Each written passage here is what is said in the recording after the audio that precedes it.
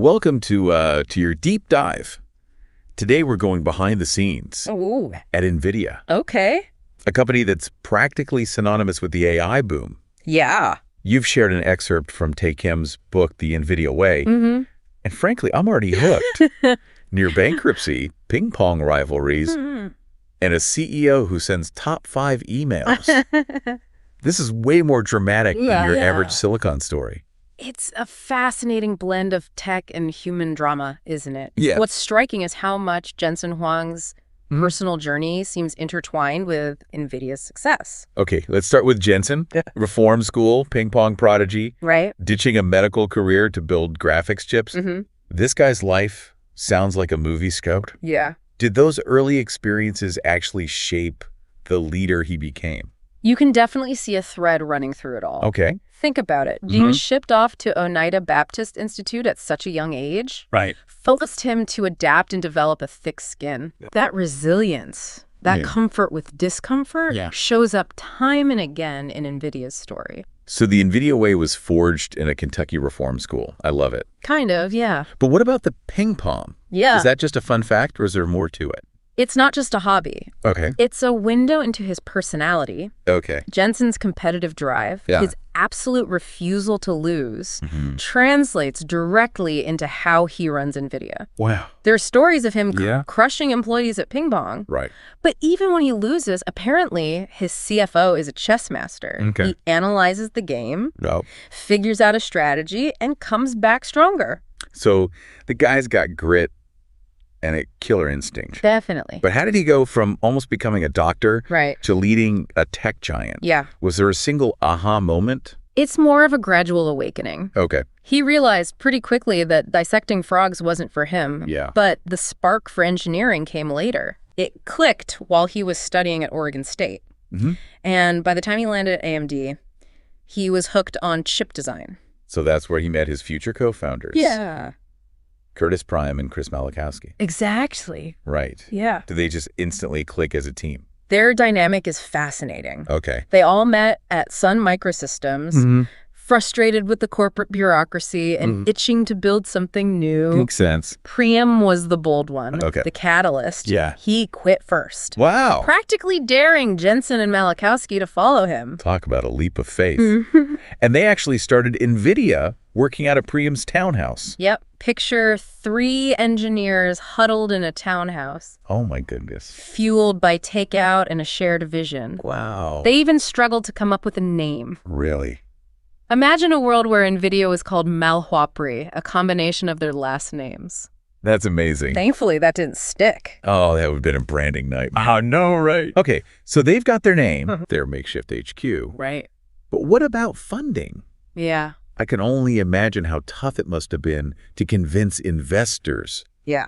to back a graphics chip startup in the early 90s. It was definitely a challenge. Yeah. Remember Don Valentine from Sequoia Capital? I know the name. The guy who famously said, "If you lose my money, I will kill you." Oh, yeah. Okay, that's not exactly a confidence booster. Right. But he invested anyway. He saw something in them. Okay. Even with all the risk Yeah. securing that Series A funding, along with Sutter Hill Ventures, Right. was crucial. Okay. It gave them the runway to develop their first product, Yeah. the NV1 chip. And that's where things get really interesting, right? Yeah. The NV1 was a bold move, packed with innovative features, but it flopped. Right. What went wrong? It was a classic case of being ahead of the curve. Okay. They bet big on a proprietary technology, Yeah. but the market just wasn't ready. Ouch. They poured everything into that chip, Yeah. only to see it fall flat. Wow. Talk about a gut punch. So their first product was a near-death experience for the company. Yeah. How did they even recover from that? They learned a brutal but valuable lesson. Okay. Market timing and understanding customer needs are just as important as technical brilliance. Right. That's when they pivoted Okay. and scored a partnership with Sega, Wow. developing a graphics chip for a new gaming console. Okay. It was a lifeline, a chance to regroup and refine their strategy. So Sega was their savior. In a way, yeah. But they also had to make some tough decisions. Right. Right? Yeah. Layoffs, downsizing. It must have been a dark time. Absolutely. Yeah. They had to shrink the team drastically, going from over 100 employees down to just 40. Wow. It was a painful but necessary step to stay afloat. Wow. They emerged leaner, hungrier, Yeah. and ready for the next challenge. Oh. And as you know, Right. the gaming world is rarely short on challenges. Speaking of challenges, Right. enter 3DFX. Yeah. Their arch nemesis, right? Right. A classic rivalry in the making. Exactly. Yeah. 3DFX, with their Voodoo graphics chip, Right. was dominating the gaming market. Yeah. This rivalry would define the next chapter of Nvidia's story, Okay. pushing them to innovate at a pace they'd never imagined. And that's where the speed-alike production schedule comes in, right? Yes. Was that just a catchy name, or did Yeah. they actually release chips at warp speed? They were moving incredibly fast, Oh. releasing new chips every few months. Wow. Jensen was obsessed with speed and efficiency, Yeah. pushing his team to breakneck levels of productivity. I see. It was intense, bordering on chaotic, Wow. but it allowed them to outmaneuver competitors like 3DSX. But this speed of light approach must have come with a cost, right? Of course. Burnout, high turnover. Right. Those 80-hour work weeks sound brutal. It wasn't for the faint of heart, that's for sure. But it also forged a team of incredibly dedicated and talented individuals. Right. There are stories of senior engineers like Chris Malachowski, mentoring new hires, spending late nights in the lab, ensuring everyone was up to speed. Wow. It was a crucible, Yeah. but it also created a culture of camaraderie and shared purpose. So it wasn't just about working people to the bone. No. It was about building a team that could thrive under pressure, right? Exactly. Yeah. And that's where Jensen's unique leadership style comes into play. Okay. It wasn't just about technical expertise. Right. It was about fostering a culture of excellence Yeah. and inspiring fierce loyalty. And we'll pick up that thread when we come back. Sounds good. Yeah. Welcome back to our deep dive into the Nvidia way. Before we went on, we were talking about Jensen's leadership, but I think we need to dig deeper into what sets him apart. Absolutely. It's clear he's not your average CEO. Mm-hmm. The top 5, emails, the whiteboard obsession, the flat organizational structure. Mm-hmm. It all sounds so unconventional, especially for a company of NVIDIA's size. It's fascinating how he blends engineering thinking with a deep understanding of human motivation. Yeah. He built a system that's both demanding and empowering. Okay, break that down for me. Okay. How does a flat structure actually work in a company with thousands of employees? Right. Doesn't it just lead to chaos? It's about breaking down hierarchies and encouraging direct communication.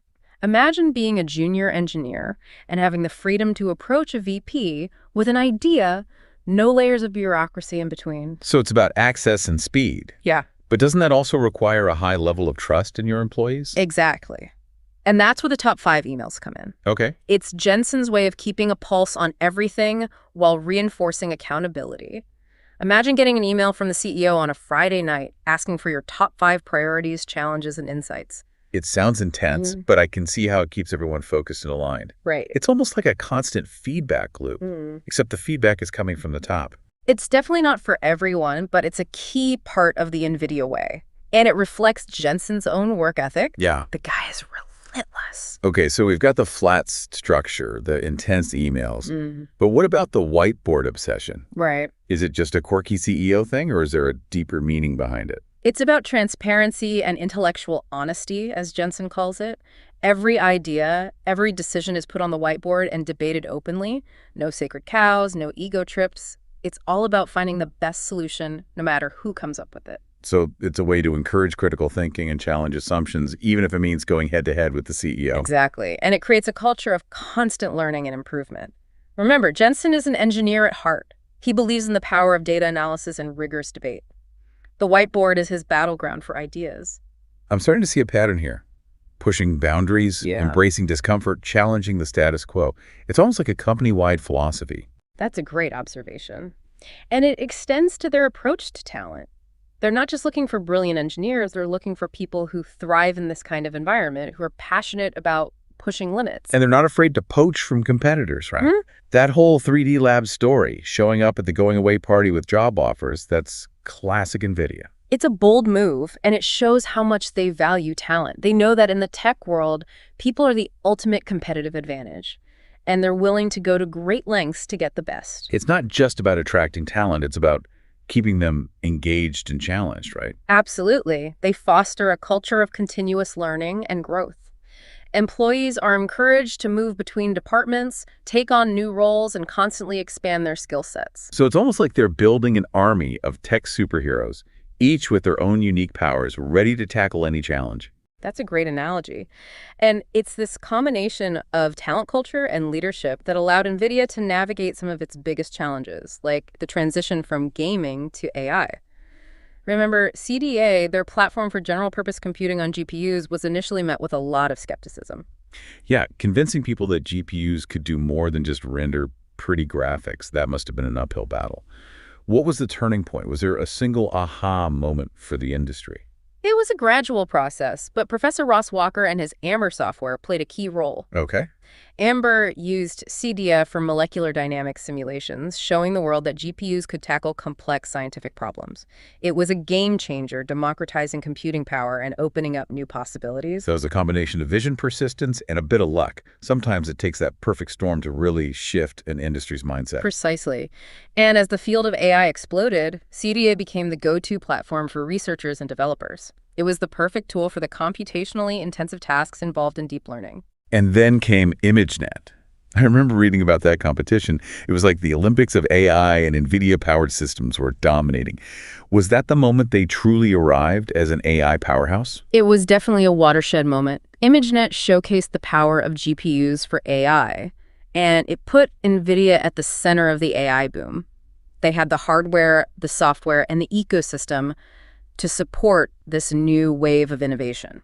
Okay, so they're riding high on the AI wave, but they also face challenges, right? I mean, Right. the tech landscape is constantly shifting. Of course. What were some of the bumps in the road they had to navigate? Well, the Xbox partnership was a roller coaster ride. They were initially in the running to provide the graphics chip for the original Xbox, but Microsoft went with a competitor, Gigapixel. Ouch, that must have stung. It did, especially after all the effort they invested.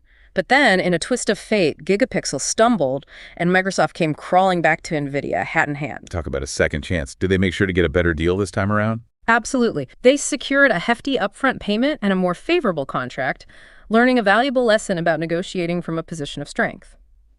But even as they were celebrating the Xbox win, there was internal turmoil brewing. This is about Curtis Prime stepping back from the company. Exactly. His hands-on engineering-driven style, which worked well in the early days, wasn't as effective as the company grew larger and more complex. Right. It created friction, and he ultimately decided it was time for a change. So it was a natural evolution, a recognition that different stages of growth require different leadership styles. That's a great way to put it. And Preem's departure marked a shift, solidifying Jensen's role as the undisputed captain of the ship. It's like the company was entering a new era, one where Jensen's vision and leadership would become even more central to their success.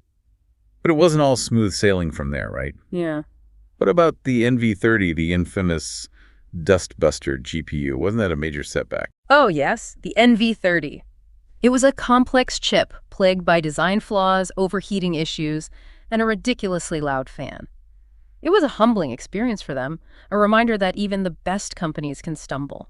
So even with all their talent and their speed of light approach, they still made mistakes. They did. But the key is they learned from those mistakes. They streamlined their design process, refocused on user experience, and came back stronger. It's that resilience, that ability to bounce back from setbacks that seems to be woven into their DNA. Yeah.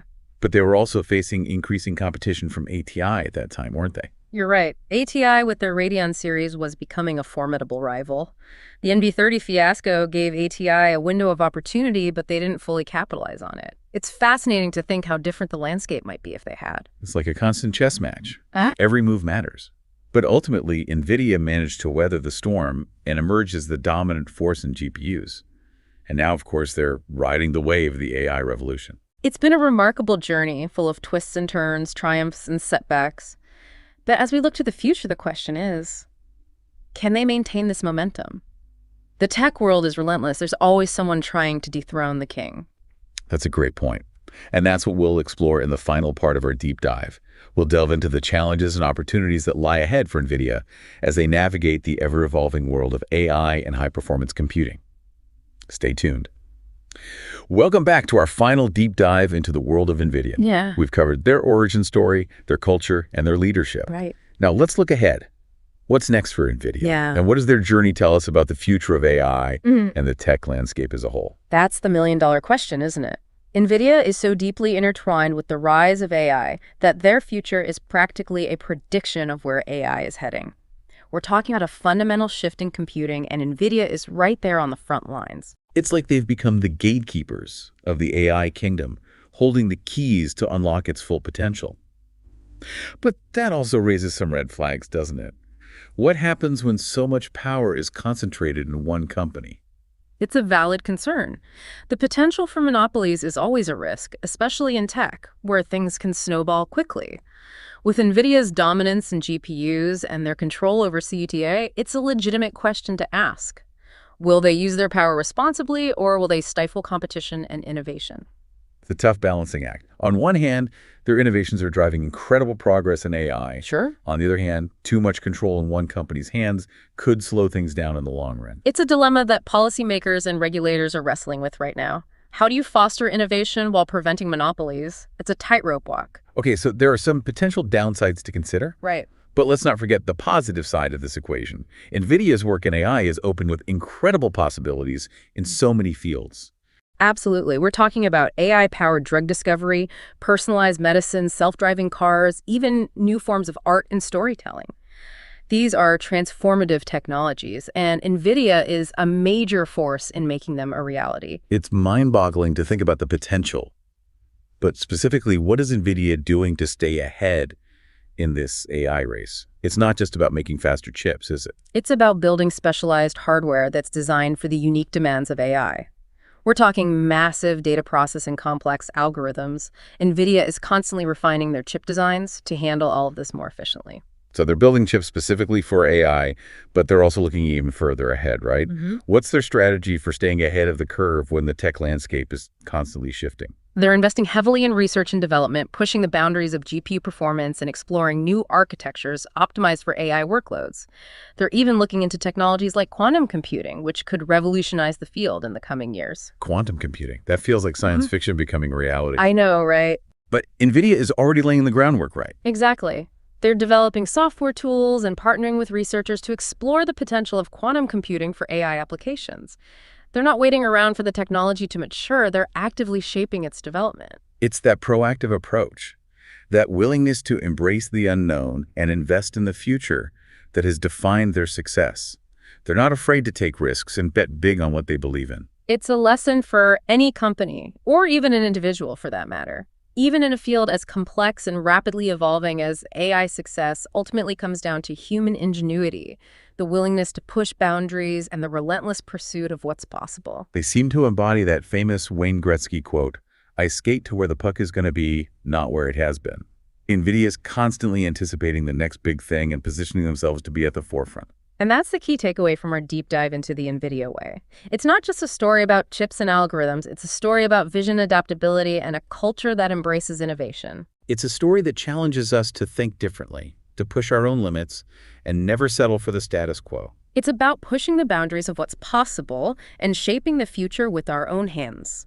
But before we wrap up, let's distill everything we've learned into 10 key points for you to remember. Yeah, here are 10 insights from the Nvidia way, 10 points to ponder as you navigate your own journey. Jensen Huang's unique journey from reform school to ping-pong prodigy shaped his resilient and competitive leadership style. 2, Nvidia's near-death experience with the NV1 taught them the crucial lesson of balancing innovation with market timing and customer needs. 3, the intense speed of light production schedule, while demanding, fostered a culture of dedication, collaboration, and rapid innovation. For Jensen's unconventional, flat organizational structure and top 5 email system create a culture of transparency, accountability, and direct communication. 5, their aggressive approach to talent acquisition, best exemplified by the 3D Labs going away party incident, demonstrates their understanding that people are the ultimate competitive advantage. 6, Professor Ross Walker and his Amber software were instrumental in showcasing the power of CUDA and GPUs